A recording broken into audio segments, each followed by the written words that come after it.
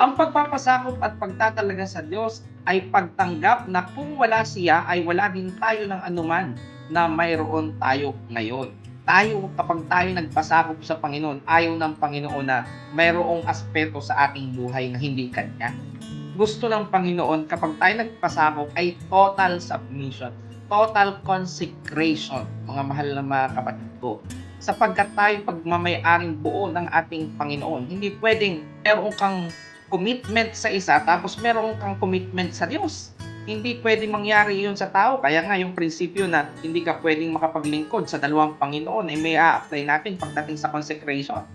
Kinakailangang buo, kinakailangang lahat ang ating pagtatalaga. At dapat natin alamin na sa pagko-consecrate at sa pagkilala na ang Diyos ang may-ari ng lahat, hindi lamang ito tumutukoy sa kung ano ang meron ka ngayon eh.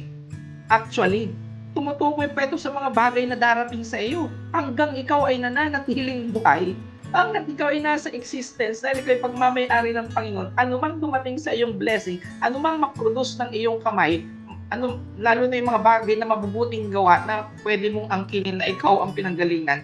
No, mahal kong kaibigan, lahat ng iyan ay galing sa Panginoong Diyos.